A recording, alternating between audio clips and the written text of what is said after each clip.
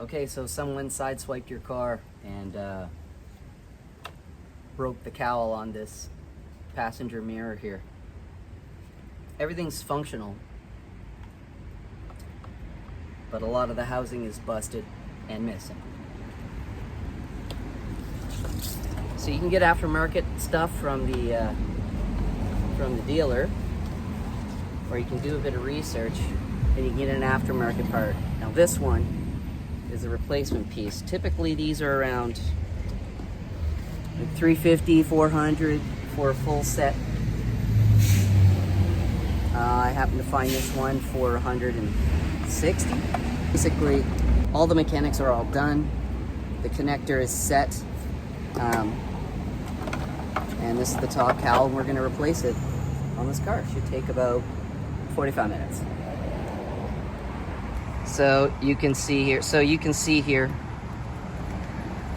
this state of where it is currently.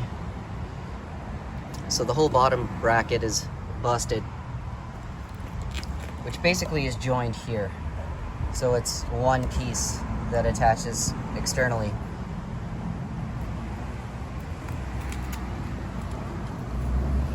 The movement of the mirror works, and the mirror is still in good shape, but basically everything else has to go. The only concern is that this is a single, cable housing, and we have to determine if this replacement is an exact match for the cabling, because it may have a separate heating element or something like that. There are different models on this VW Jetta Trendline 2023, but some of them are wired differently. This looks actually like the new gen version of it. If it's not, then I'll have to take this one apart and create a hybrid. So basically use the mechanics from this one and use the housing from the new one. So what we're gonna do is take off two screws under here that don't actually screw off, they just kind of pivot. And we're going to remove this handlebar enclosure, popping it off on the little guards back here. There's going to be one Torx bolt here and one down here. Then we're going to pop it on this lower corner, then on this side, then on the two sides, and kind of lift, pull back, and drop it. Then there's going to be some cable connectors here that will undo. Remove this cap, take off the screw there, ease it back just a little bit so the mirror doesn't drop off, remove one more connector, and then go back, hold the mirror, unscrew that, and pull it off. Then we can look at the wiring to see if we got a match. If so, it'll be really easy. If not, then I'll create the hybrid by blending the two pieces together. Okay, so here are the two screws that are under the door right here.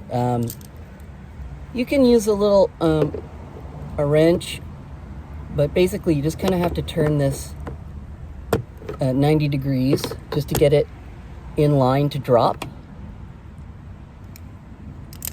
There's a little bit of a little tab. I think you can see it when it clears. I believe that is the indicator that we're good to go. Then you can use a wedge tool. I'm gonna just try to use my fingers here just to get up underneath here to get the tab off.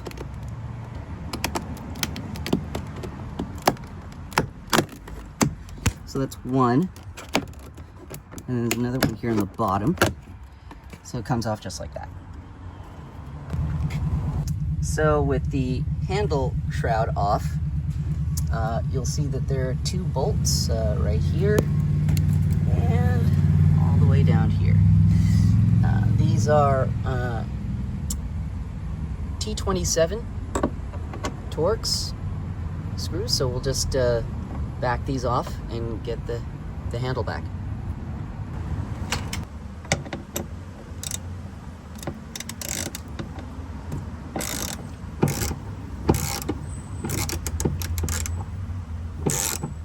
You gonna help me, Dolly? apparently the top one comes out fully, and the bottom one will just kind of nest in position, but that's okay, apparently, for taking this door off. It'd be really nice if this set was magnetized heads. I should get a little magnet to kind of make that happen for me. But anyway, get that one out.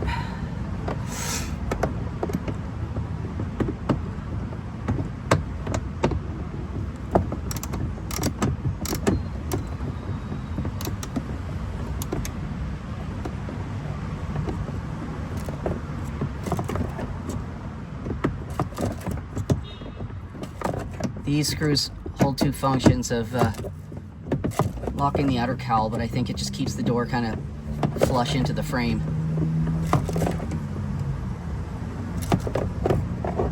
My feeling is that this second lower one has a washer which makes it kind of float.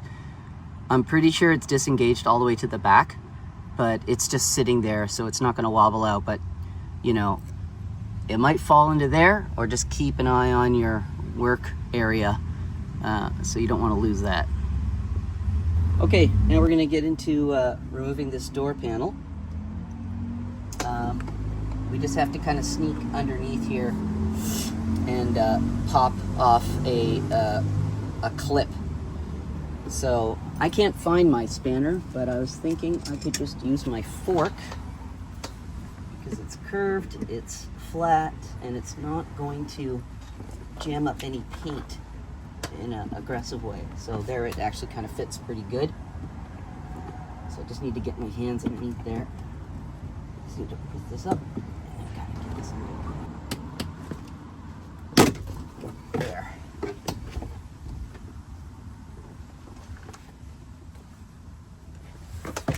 It sounds a little aggressive, but I think when the clips are factory new, they've never been removed before, there's no real give, but I'm pretty certain that when we check our clips, everything will be intact.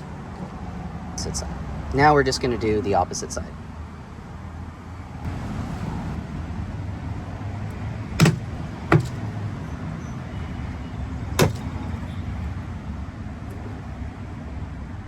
And now we kind of move up to the top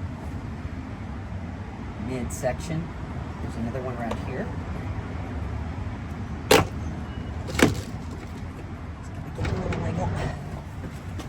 And then now we're going to do the side.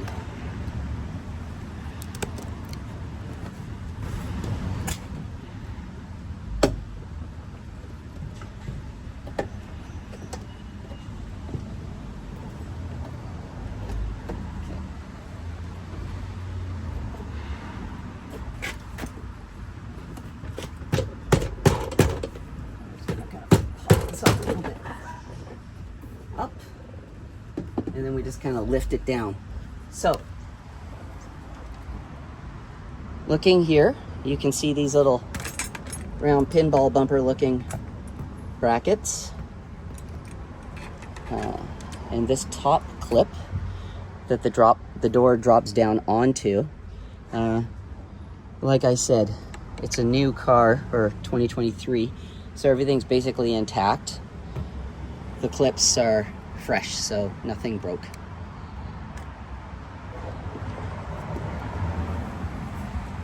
Also, something to think about. Sometimes when I work on my own car, or my nephew's car here, is that the temperature outside. You know, I typically work like into the fall when I'm too busy driving around or doing things, and then I don't you know, wait till the fall when it gets a little cold. So you just got to be careful of the plastic, like the temperature outside. You don't want it too cold. Being warm is not a bad thing. So that things don't hang and put stress on the cabling and stuff, I just use the box to kind of hold the weight of the door, which is not very much. probably 3 dollies worth, right, Dolly?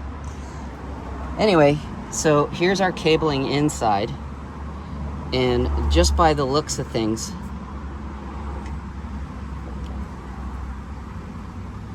there may be a difference in the wiring configuration from the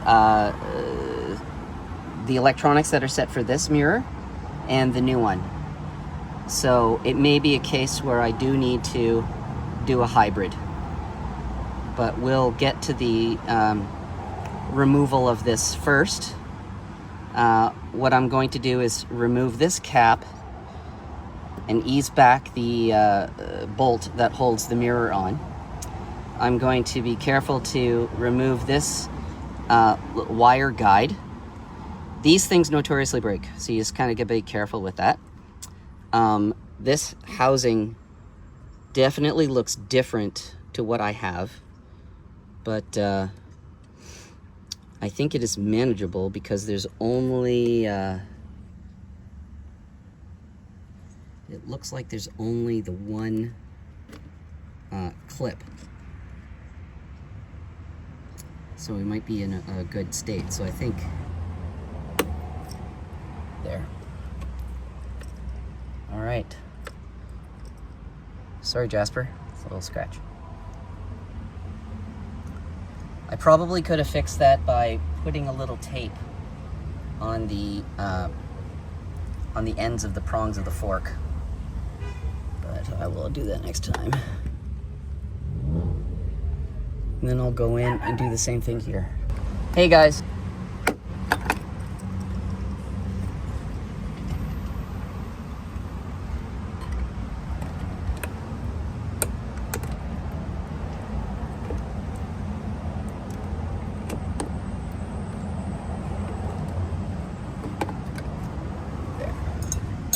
So there's two of them. There are two little black, very sensitive clips. And they just need to, I think they're kind of like mushroom shaped on the back, so they just need a little coaxing. And then now it's a question of just kind of manually fidgeting with it until it comes clear. And there it goes. So you can see these two little connector pieces that we were just removing, and then these are just little spacers to keep it centered. This is our single wire that goes to the headset, and you know what, now that I'm looking at it,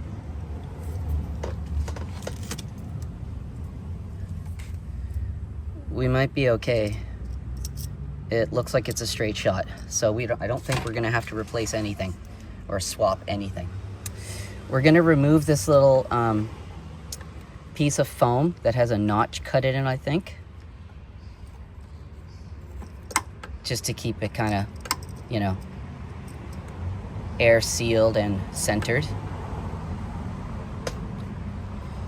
And we're gonna remove this bolt halfway. Anyway, this one is a T50.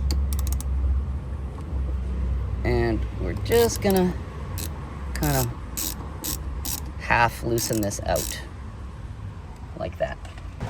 In pulling the mirror out from this side, once the bolt is undone, there's a lip right here that goes underneath the gate here.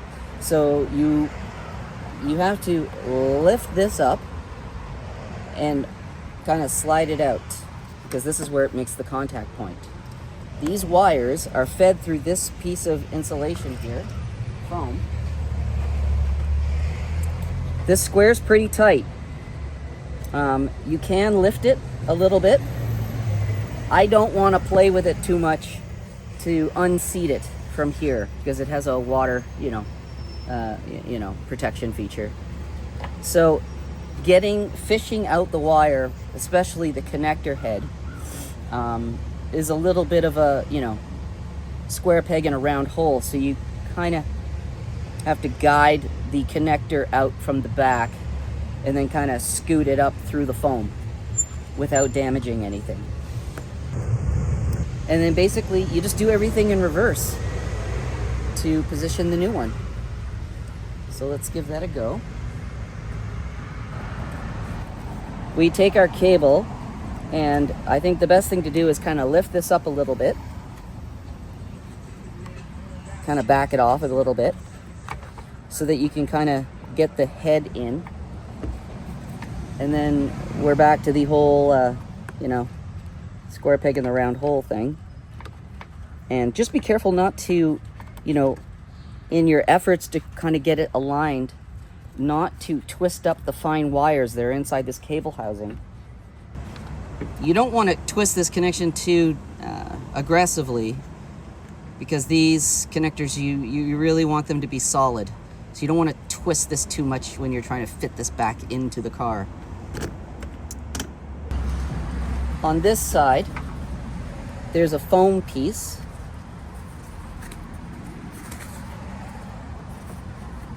That you need to tuck underneath and seat to seal this piece. Now,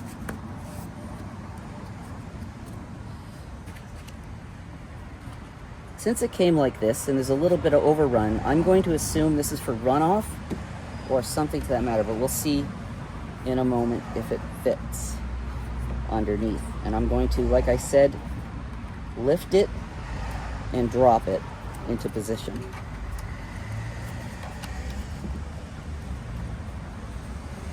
Now, my feeling is that that overrun piece is actually a little nicer than the factory one, because it actually comes between the chrome liner of the window frame and the mirror, so it doesn't scratch, and it's probably more quiet and snug. So I like that design. And so everything's pretty much set in there, and now we'll put the bolt on.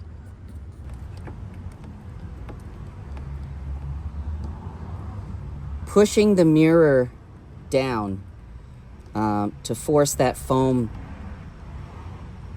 to collapse a little bit so it's a snug fit is easier to align this bolt. The half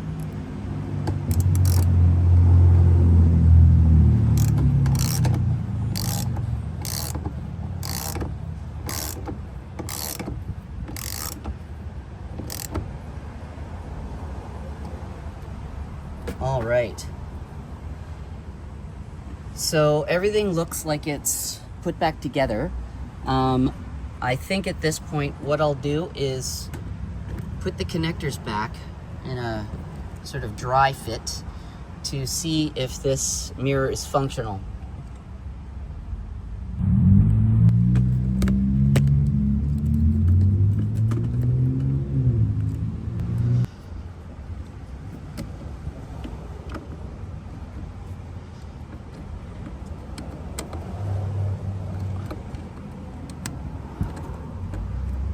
Looks good. Then we'll take our second one.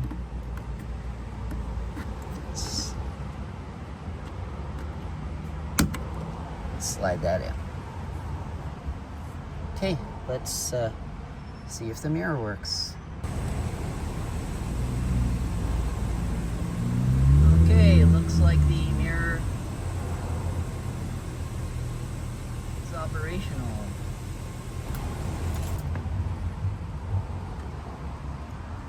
Okay, so some basic success.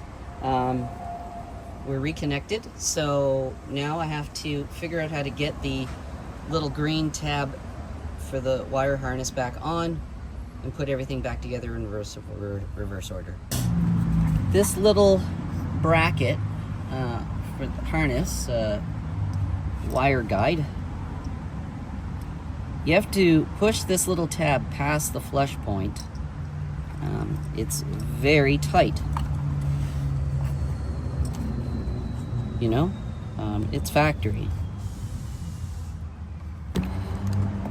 Okay, so now I have this off. I've got my phone back into position. I'm going to wrap this around my little thing and re-snap it in. And And then I'm going to snap it into this lower position here. And that's going to be a pain in the butt, I think.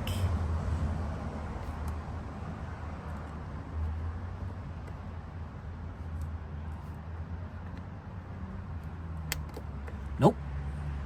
Not a pain in the butt. Okay.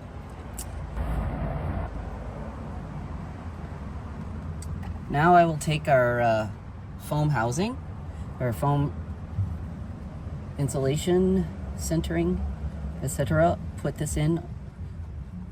I don't think it really matters if the split is facing up or not, just as long as the cable is centered and clear. Try to tuck it up and, you know, clear up that neutral negative space.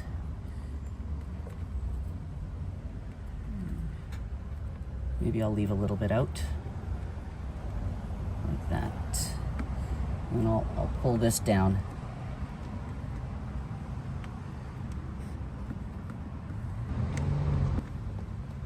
Maybe kind of clean it up like that. Okay. And now we're gonna grab back our little housing. Okay, so when I took this off, there is these two sort of golf spike looking things that are grommets of some sort. When trying to put this back on, they're attached to this and expanded. So there's no way to put this back on and align it. So you have to, they just pop off. There's no screw, there's no lock or anything. And then you just have to fish these 4 prongs up into the hole. And it's pretty rubbery, and you can just kind of twist it as you do it to feed it in. I'm doing it with my left hand. Be easier with my right.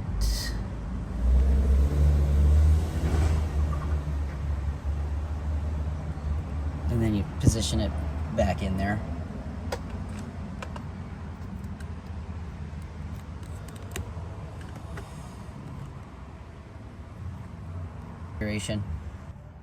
So you have to feed this back into the hole, and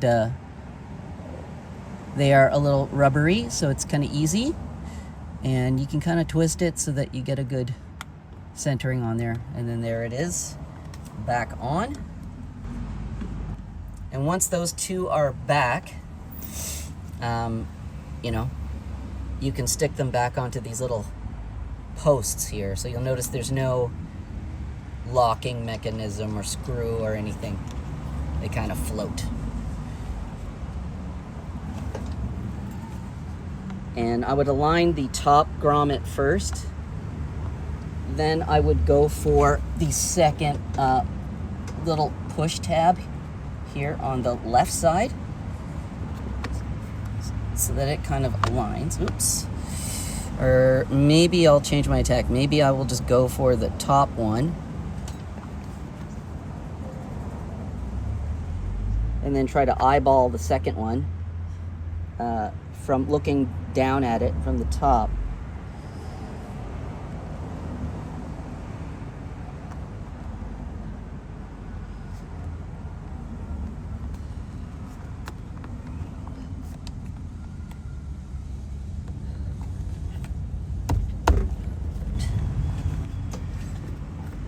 So one of the areas is the gasket right here. It just needs to lock and seal this, so it naturally wants to push against this rubber. But if you get it lined up, and this little curved part underneath here is lined up correctly. This one is static, this one is variable. So this one can actually ride up a little bit, so even if you get it kind of close, it'll find its way when you kind of give this a little shove to lock in this gasket. And then now that's pretty snug. And now I'm just going to work on this little wire here just to kind of center it up. Not like it completely matters from an air seal perspective, but you know, just to keep it clean. And there we go. And now our wires are reconnected. Here's our door. we're now just going to lift and drop these to this slider connectors back onto the door, so from the top down to drop it back.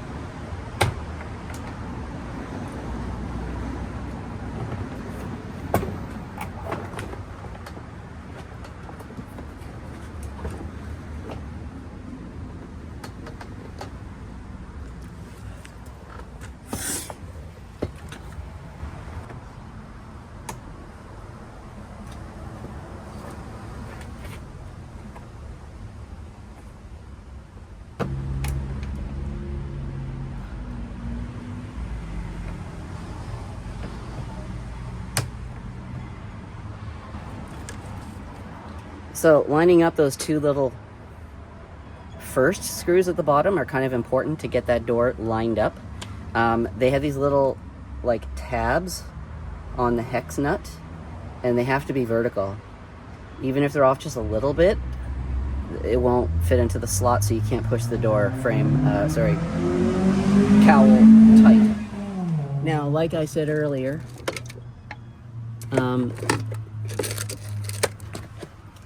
this whole thing with that bolt sitting there,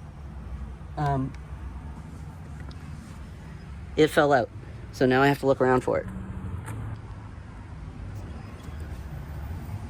Like, it seemed like it was gonna stay, did not fall into this thing, so I just have to search the ground for it.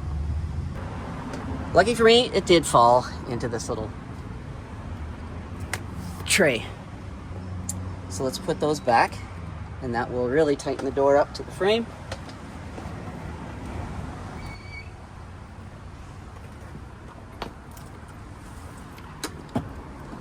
So, as you can see how difficult it has been, those round tabs that are the inside of this frame, there's a clipping mechanism that on this side of the door is kind of like shaped like this. And then there's a round puck that, you know, kind of T fits into it. The orientation of each one of these clips, some of them down on the bottom are faced bottom up, some are left right, some are top down. So what I found is you have to start kind of at the bottom here and go up. Get the top sliding one lined up, and then this one is top down, and you kind of push the door in the middle to kind of get it to bend to the door, and then you slam down on that. Then you have to get this little clip that goes into this corner piece tight, and now you're left with this side piece, which when I can feel it, the little attachment has to go. Let's see. Feels like it has to go.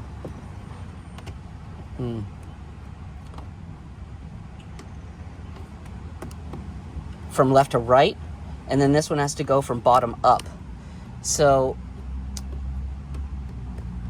the good thing is that it's designed to really twist this plastic. But again, if this was in the fall and it was too cold, this stuff would probably snap. So having it a bit warm right now kind of helps, but it doesn't make it any easier to kind of fidget and get it around. Now, maybe there is a manufacturing technique when they're on the line and they can do this pretty quick and in seconds. I don't know what that is, so I'm just trying the best I can to get everything to fit flush. It just takes a little finagling, but I'll get it.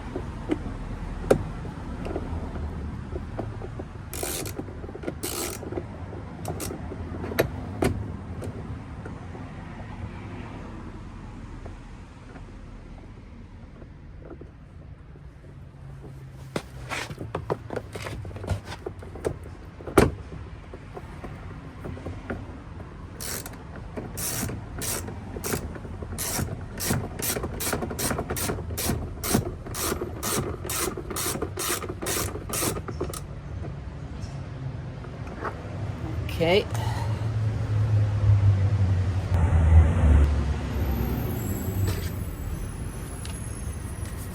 Just pop this back on. There's a couple of clips here on the top, so you should line them up first.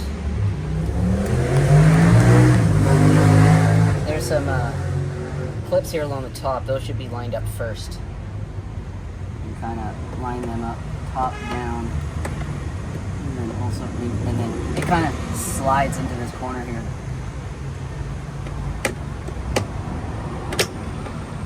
Hold it, and put the top in.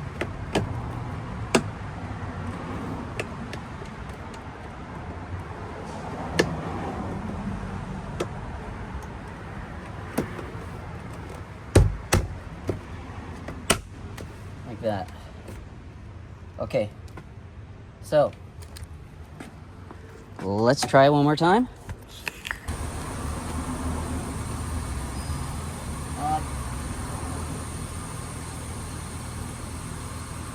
down, in, out. Okay. And now we just take our new cap. It looks like there's not too many clips or pins.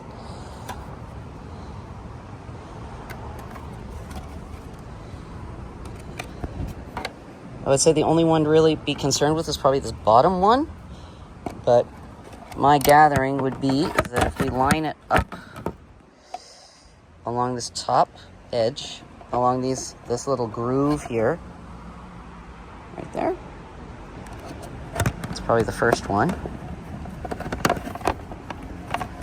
Sorry, maybe I should.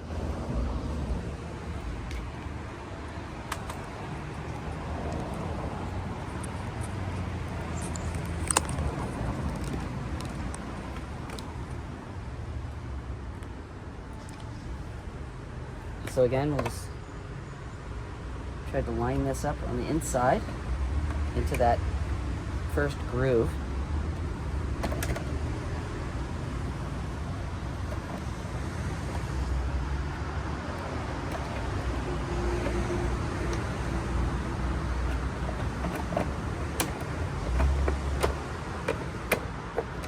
So what I noticed immediately is that this side, just because it's plastic, you know what I mean? It's malleable. It is actually turned in a little bit. So it's not a dead fit. You have to kind of expand this out a little bit, which actually will create a better connection. So you have to kind of put it into position and then expand it, then turn this corner in, and then start to keep turning the rest of it in to make it snug. And then it'll start to snap into position. And that's it. So there is a 1/8 inch gap all the way around, so you're not supposed to run into it.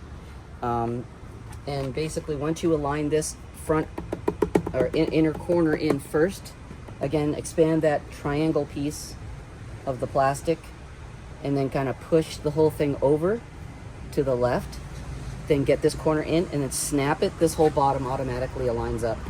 And that's a nice fit.